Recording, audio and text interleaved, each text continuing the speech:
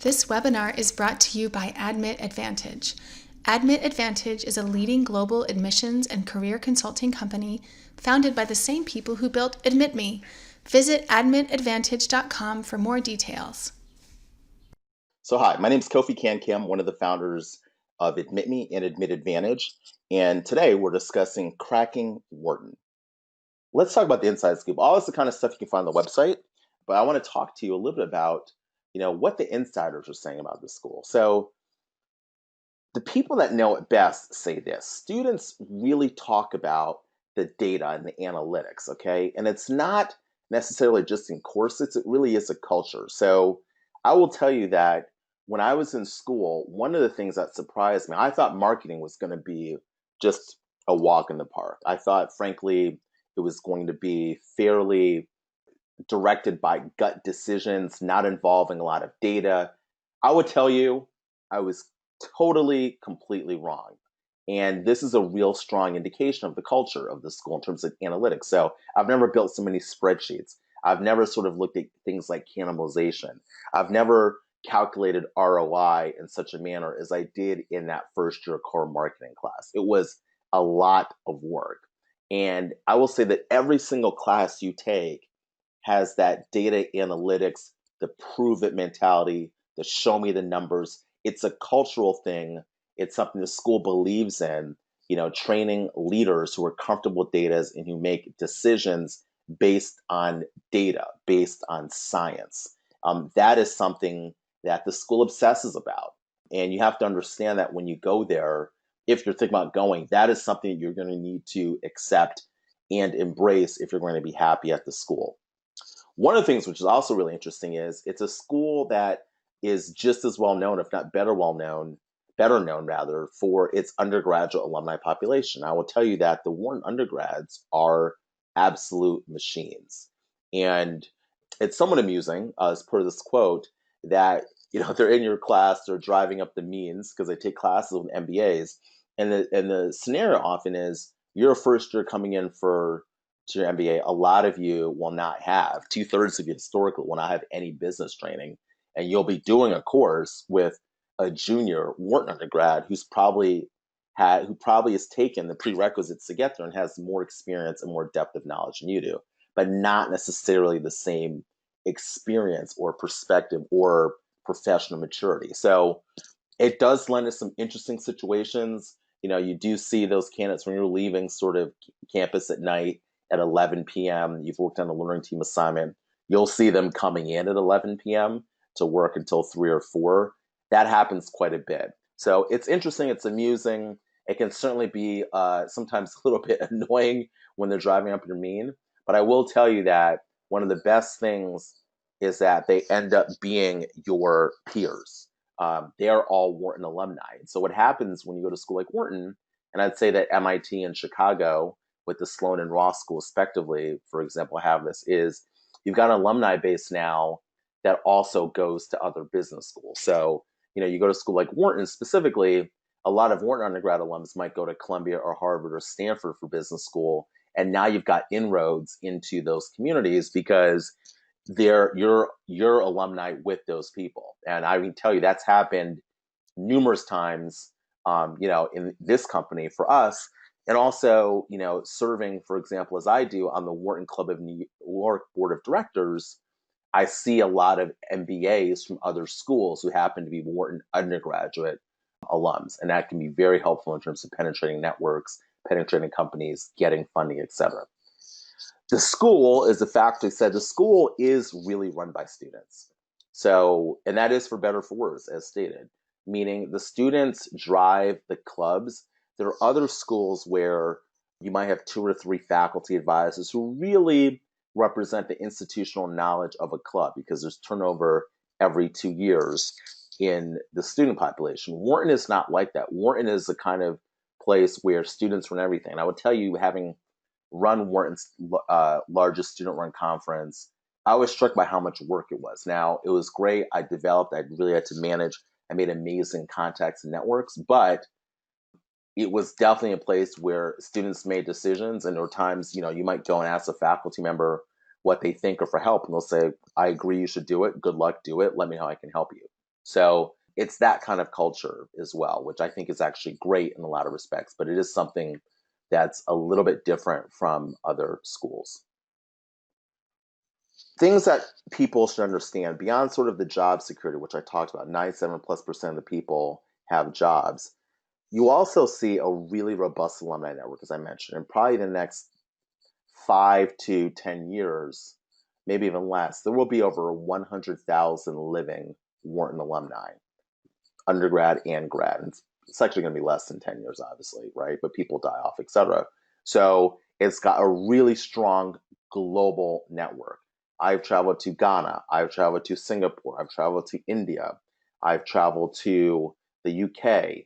I've traveled to Australia. And every place I've gone, I've met up with alumni who are very well positioned. Some of those places I went for work, some of those places I went for fun. But I'll tell you, Wharton is the kind of school that has an alumni network, not just everywhere, but also everywhere exceptionally well positioned. And that is something which will put you in good stead as you build your career globally. As I mentioned before, Wharton is analytical and it's data based. And because of that, and because of historically it placed a lot of people in financial services, Wharton can get a reputation as being a finance school. But if you recall the slide I presented to you before, a large number of the candidates actually go work in non-finance fields. So it's actually about 70% of the people work in non-finance fields. And of that 70%, only a third are working in consulting. So, you can't be a school like Wharton perennially sort of in that top tier, in the top three with Stanford and Harvard, and I would probably say Columbia, et cetera. You can't be a school ranked that high and be one dimensional. And the data bears it out that Wharton is a database school, it's an analytic based school, but it is not just a finance school. In fact, the biggest employers historically have been like Johnson and Johnson, McKinsey, and Google in the last 5 to 8 years. In terms of living there and in terms of that sort of experience, because that's important, that's something you sort of don't hear about. I would tell you one of the things that's so interesting about the school, and it's great, is it's an amazing place to be a student because you live in the center of town. You live like in the best part of Philadelphia, Center City, typically. About 80% of the students live in Center City.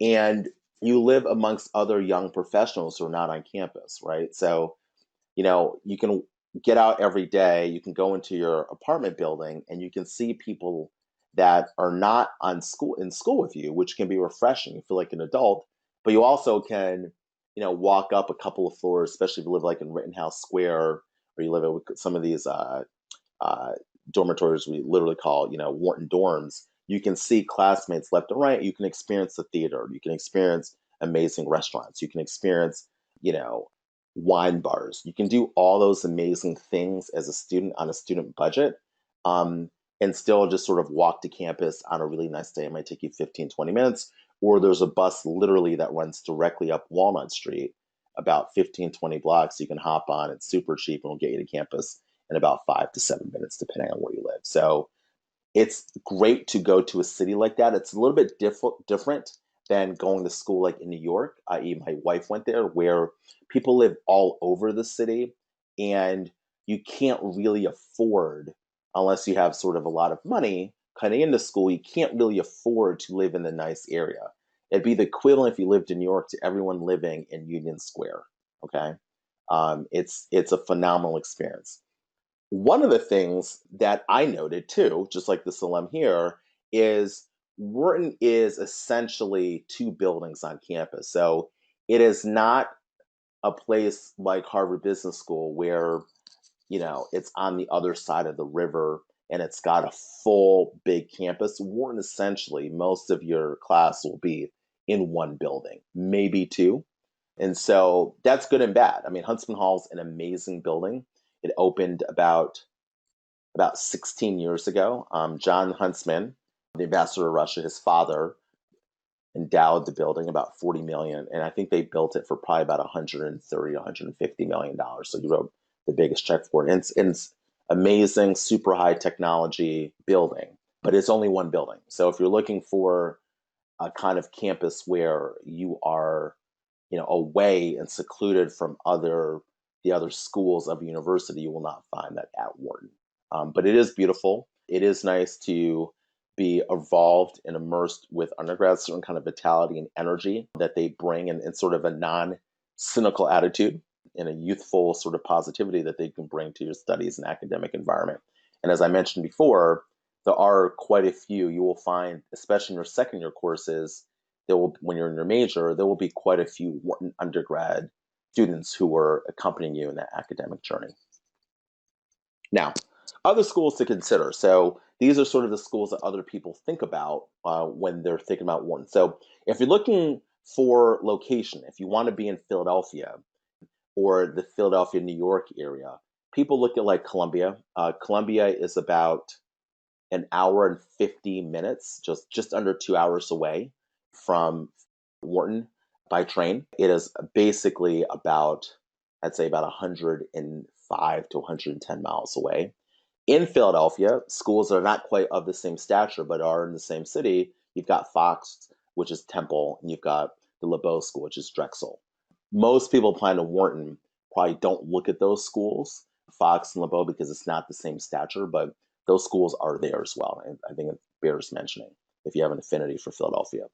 In terms of the culture, for different reasons, you've got Harvard, which is the same in terms of like the kinds of undergraduate schools we were coming to, the kinds of roles and jobs / employers that people have had before, the size, and I'd say sort of the ambition of the students. I'd say Harvard is a pretty similar fit. In terms of the focus on data and analytics and potentially adding in a bit of tech, I'd say on the technology side, that's MIT.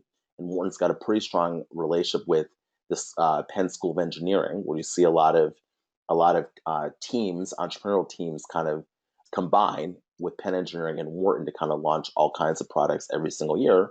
MIT is similar in that sense. And I'd say Chicago Booth is similar in the context of being data centric and having a strong financial component.